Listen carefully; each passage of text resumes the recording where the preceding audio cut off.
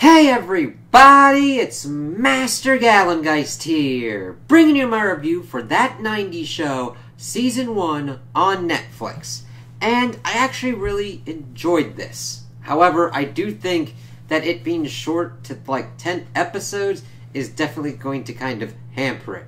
And the thing is, I wasn't even really sure I was going to continue watching this because the pilot episode was not that good.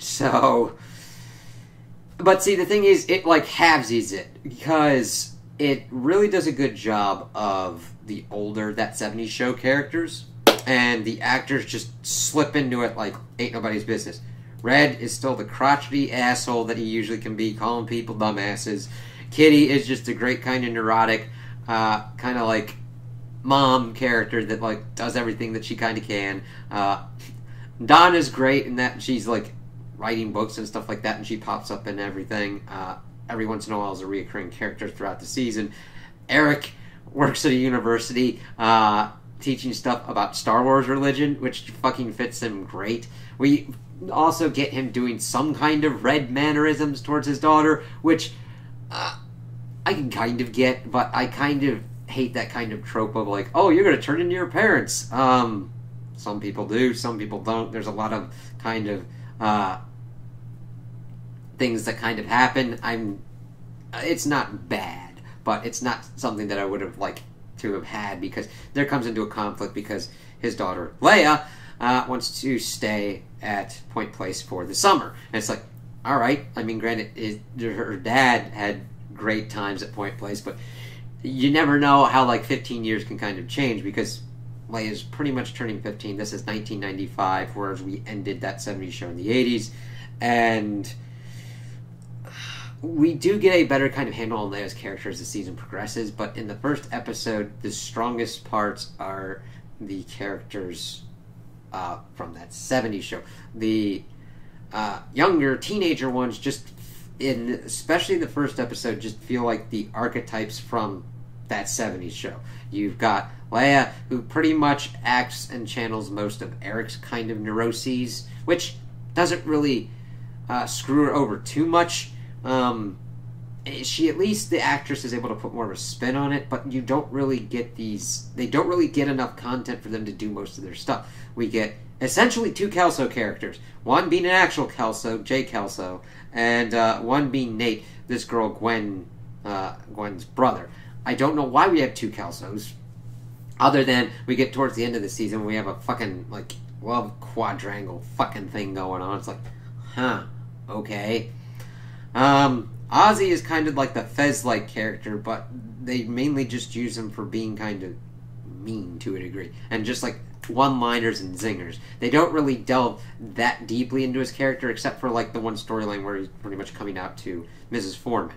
And I actually kind of like that he detailed his kind of plan of like how to kind of deal with that, where he's like just first starts like telling people that he'll never see again, and then of course Kitty's like a person that he sees kind of constantly, and working up to telling his parents. And he also has a Canadian boyfriend that he like talks with on the phone. It's like that's the kind of thing. It's like, oh, I do have a boyfriend or girlfriend or whatever, but they're in Canada and you don't know them anyway. I kind of like the playing on that trope. That was kind of funny. We also get Nate being more of the kind of Kelso character in that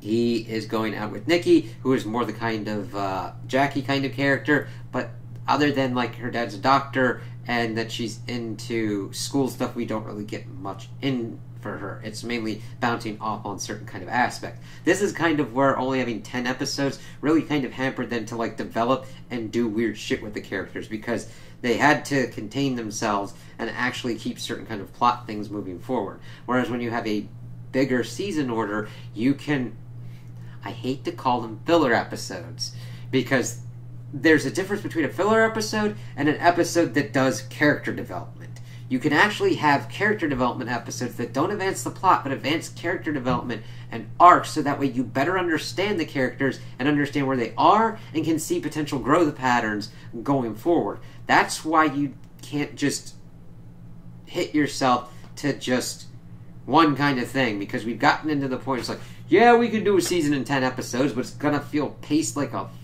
fucking crack shot in your head. It's like, what the fuck just happened? I don't fucking know. And then we also have Gwen, who is the kind of Hyde-like character. And she's kind of cool. She has more of a kind of developed sense. The actress is able to kind of like pull off a little bit more, interject a little bit more personality within her kind of content that she's given, at least in my opinion. Not saying that the other ones suck. I don't have a good enough handle on them yet, because when I'm watching this, I don't see them doing a bad job.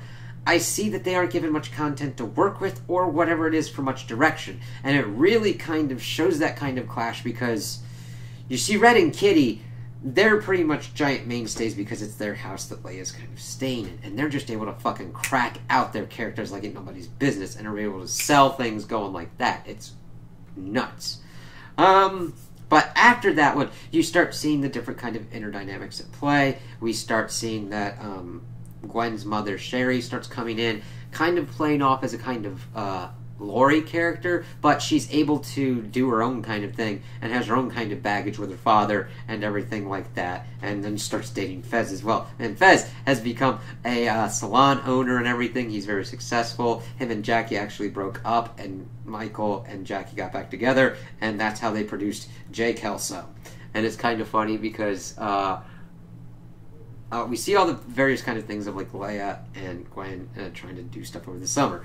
The weirdest one is like trying to get her first kiss, and the thing is, she was essentially chasing this dude around and just kissed him out of nowhere, and I'm like, that's kind of awkward.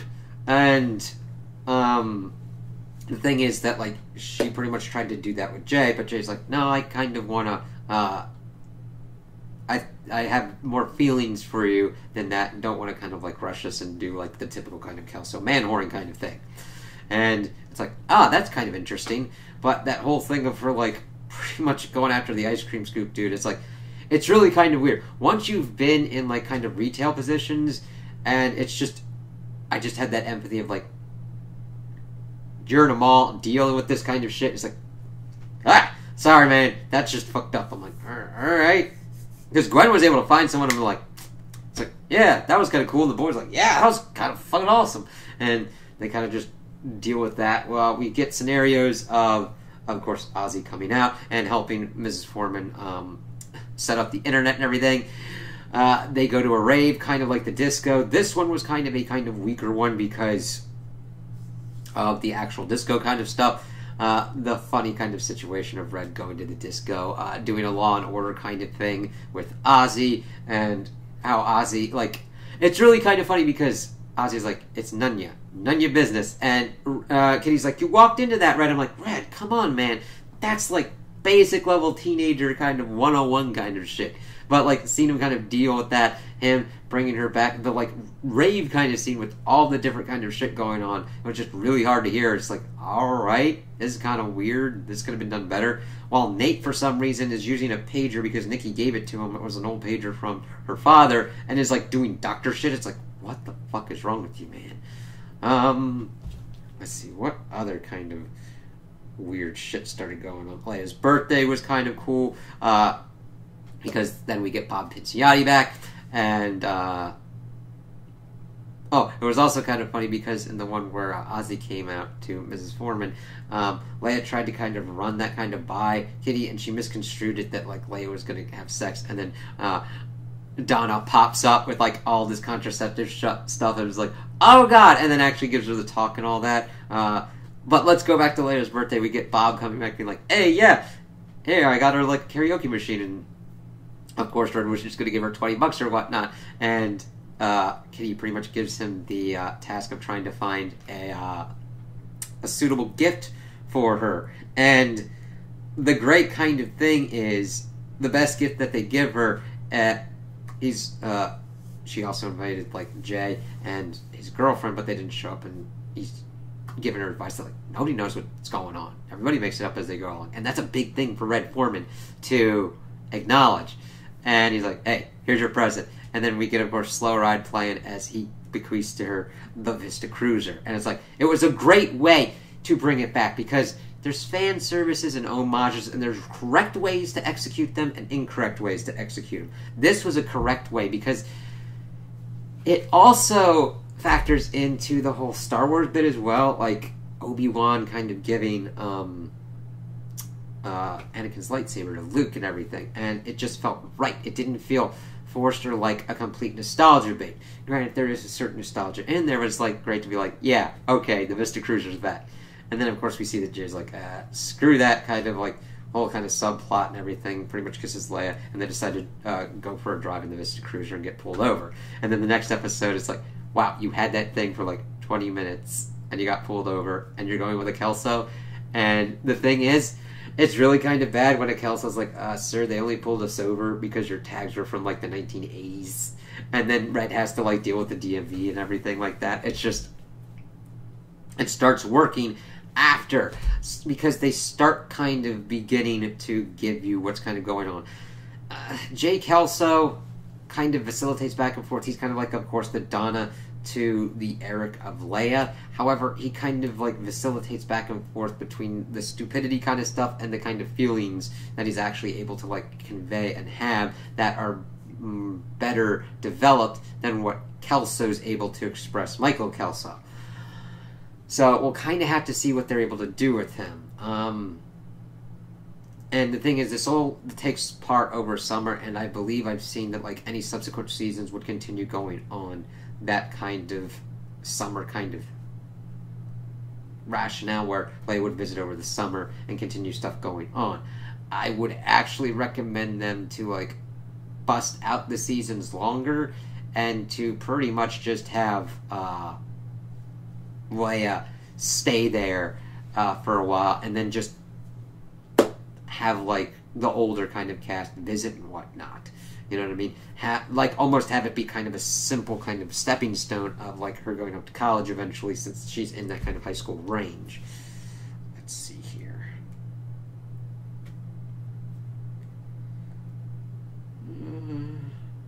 The pilot.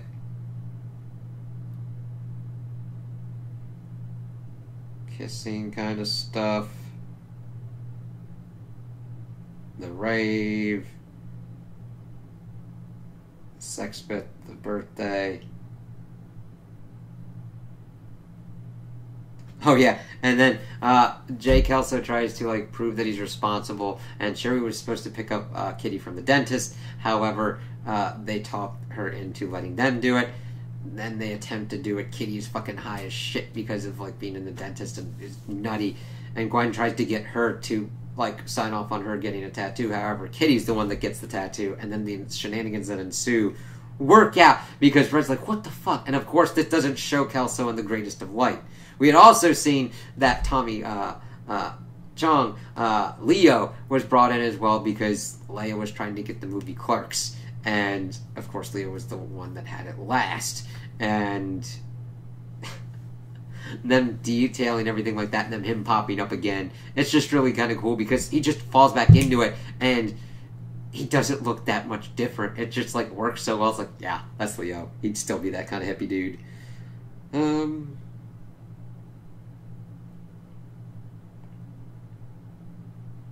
Also, we get a whole thing that, like, Nate's jealous of Nikki's SAT tutor and starts feeling kind of worried about their future, which is definitely interesting. I do like seeing that kind of dynamic at play. It's kind of similar to stuff that would be going on with like Kelso and Jackie, and it's interesting for Nate to kind of be bringing that up, and Nikki trying to assuage his fears, but he's still not assuaged because it brings up stuff later on towards the end of the season.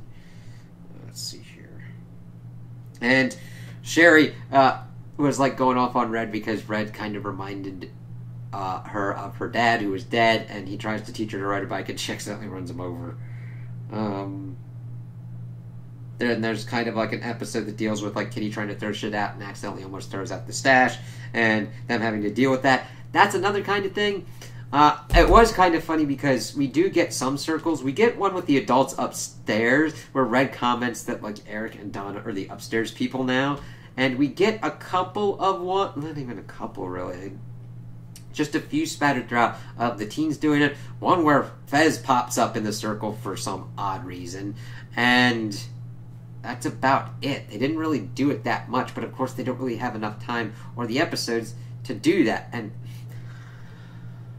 I understand the 90s are a different kind of time, but the circle was a big aspect and one of the kind of core points of that 70s show. So I hope that they're able to work that more in organically and effectively in any previous, like any any kind of next seasons that would be coming up for the show.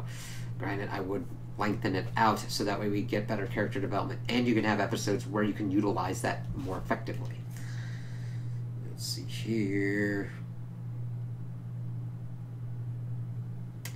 And 9 kind of like the last couple ones kind of deal with Leia kind of leaving. She kind of double books on one day doing like a picnic with Kelso on not Mount Hump, but it sounded like Mount Hump. And then Gwen and Ozzy trying to sneak into a country club. And I don't mind that kind of conflict, but they needed more episodes so that way they could just effectively focus on this and actually have that, because Gwen is dealing with her leaving, and of course we get this whole thing with like Jay's pretty much deciding to pretty much break up with Leia because he doesn't know how to make a long distance relationship work.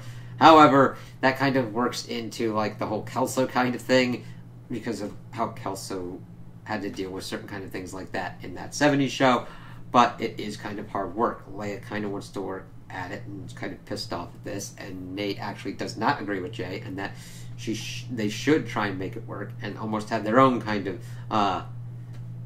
thing where they almost kiss. It's like, oh god, no, we got this. We barely have started this thing and we've already got this pretty much quadrangle thing going. And it doesn't help that they kind of name dropped Ross and Rachel from Friends with what's kind of going on.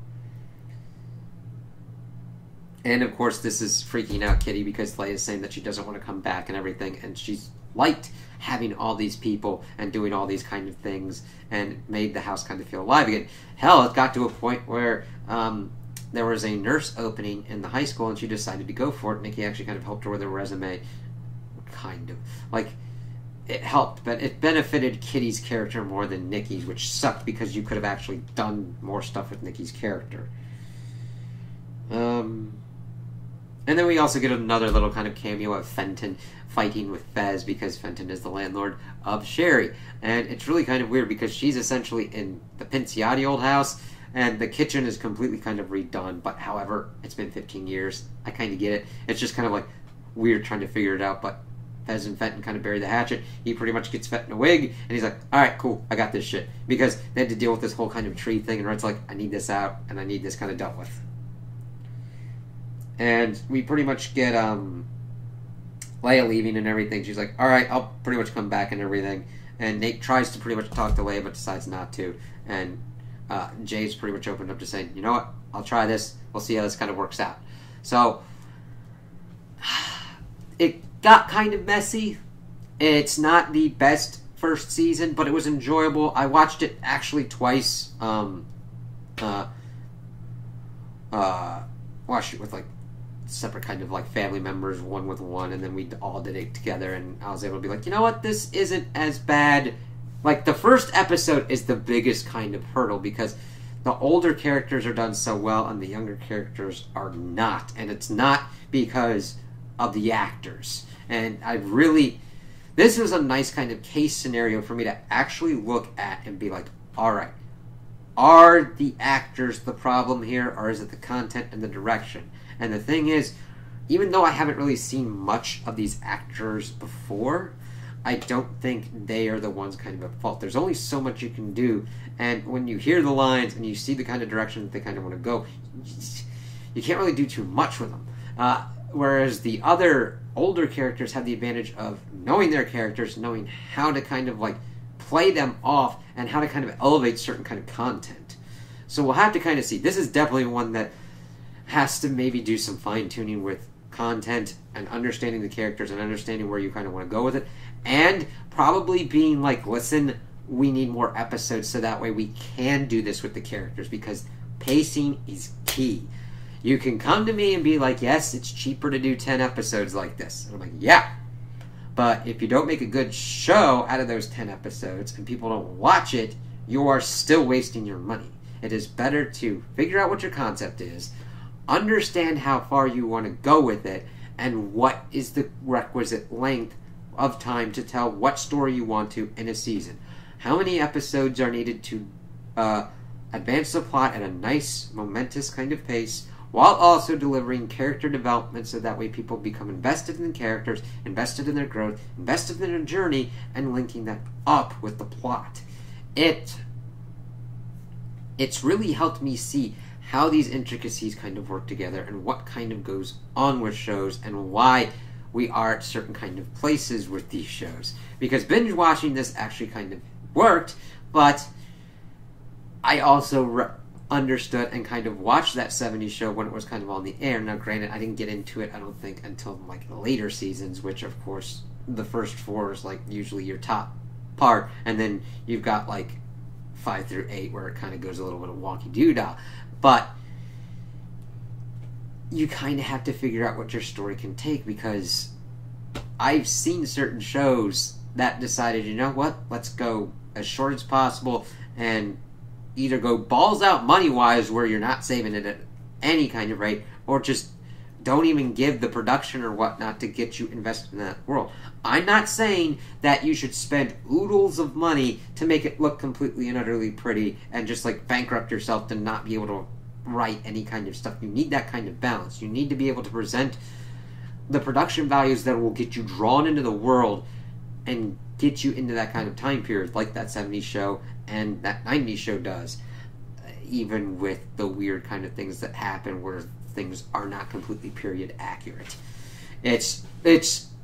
There's a fine line there. If it's completely and utterly crazy where you see motherfuckers walking around with cell phones or smart watches and a fucking mech pops up out of nowhere or whatnot, even though it's like fucking Edo period Japan, you're gonna be like, what in the actual fuck is going on here? Like, you can make it work if it works in a really weird kind of crazy kind of place. But if you're grounding into certain kind of periods in a certain kind of world, follow the rules as best as you can that you set up. I know that's kind of weird, but this show got me thinking about those kind of things and what kind of goes on. Do I think this is like the worst thing ever that I've watched? No. I think it's a competently put together thing that definitely needs to be shaken out. You know what I mean? Like, I am glad I gave it a chance, because that first one was rough as fucking shit to me. I was almost like, I don't even want to watch this. Then I'm just like, you know what? I've come to like a conclusion that sometimes you have to watch a couple of episodes to see if it gets there, especially if a pilot isn't your cup of tea, because the pilots are usually the roughest kind of ones, and if that continues on past as a pattern in a show, that's when you can be like, I'm off. And the thing is, sometimes a season is so short anymore that you could get through a season and be like, okay, the whole season is kind of off before they actually pick up together. You need to allow people time to figure out what a show is, both the audience and those creating it. Here, they've definitely got enough that they can figure out. My recommendation would go more that 70s show style, get like an in-point place, expand it out better, and rather than just doing it a year at a time for the summer. It severely constrains what you can do with your cast of characters, and also takes out a lot of different kind of times. Like, there were, no, granted, even though that 70s show pretty much ran for like 4 years, or like 4 to 3, like in universe with like 76 to like 80, like you got to 80. I mean, they had like Christmas episodes, Halloween, Thanksgiving kind of stuff. Like, if you only do it in the summer, you're severely constraining what kind of weirdness and shenanigans you can get on for like Christmas and shit. There are some weird kind of Christmas episodes of that 70s show that you won't get if you just do it in the summer. Now, granted, you could have them be like Christmas in July shit, but that still kind of doesn't. It's a compromise, but we'll kind of see what goes on. I would recommend just giving this a shot. Now, first one, of course, is going to be rough, and then kind of see through the episodes if you want to. I think they do a better job of trying to handle and find the voices of their younger characters. Leia's the one that at least is able to like do her own kind of thing, even though she has a lot of Eric mannerisms. She puts enough of her own spin. Gwen as well. They need to figure out what they want to do with the Kelso and the Nate characters, because they're essentially filling the same role, and that just is, it's fucking with the group dynamic. Understand the archetypes, and that worked with that 70s show, but you don't have to completely copy them. Figure out how your group dynamic how you want to figure out the group dynamic, how you want it to work, and then kind of like actually spin your characters out to have their own kind of flavor and spin. That's how you want to do it. But yeah, I liked it. I enjoyed it. I'm not going to say it's the best thing I ever watched, but it was something new, and I got enjoyment out of it. And that's pretty much what it's all about. Now, granted, there's a lot of... I usually love to find a thing that I'm just fucking ranting and raving over and be like, I can't wait, I can't wait. But this is a good one that's like, this has potential. It might not have reached it all, but you see the glimmers and you see him trying to do it. And that's why I did this review, because I was thinking, do I want to or do I not want to? And I'm like, well, I want this show to get better. I want people to see it, maybe give it a chance, and see what they're able to do. If they are not able to reach and achieve that potential, I will definitely call that. A potential and seeing the kind of good things that can come from a show, that's like become very important to me. Because the thing is, if I can see it and they don't execute it on it, that really disappoints me. But if I see it and I see like at least decent attempts and some glimmers of things going on, that's the cool bit. And then if you can get them to actually do it and really get that potential and execute it to the awesome extent that they can do it, that's my shit, man. That's the shit. So I would recommend this for definitely the old cast of characters and seeing them do some cool stuff, being in a new time period, and just continuing their kind of journeys, and that they have potential with the younger characters. I'm not that curmudgeonly asshole dude who thinks all the youth sucks and that these suck because they're in the 90s, right? And I wasn't even a teen in the 90s. It's like, so it's, I was young around that time, but I was still not within this kind of time frame for it. So it's kind of just before my kind of stuff for how it kind of worked, but it's still enough overlap, and so I don't have the complete nostalgia blinders on. And of course, I wasn't alive in the 70s, so there's no nostalgia for that kind of stuff. I like seeing these kind of shows because it shows that, yes, there are certain things that change throughout time. However, they don't change that much. You still have that youth trying to figure out who they are, the older people trying to figure out what the fuck the young people are into anymore, but then also the young people trying to figure out what the fuck the old people are into, and what that's kind of going into. I mean, shit, we got a whole kind of Cade thing, but it's still not as epic as what we got with that 70s show to me, but I did like them kind of like playing that out and everything. So, I would recommend this for like definitely characters. Plot works out decent enough for, hey, it's a summer at your grandparents and shenanigans and shit ensue. So, yeah. And the jokes, not all of them land, but enough of them landed for me to where I'd be like, yeah, okay. And that, of course, goes mainly to the older characters that I'm more familiar with, and I'm thinking, yeah, they got it with it. So, I would still recommend this show. So, those are my opinions on the first season. Tell me what you guys think in the comments below. If you liked it, if you didn't like it, if you agree with me, if you disagree with me. Also, like and subscribe, and I hope you have a good day.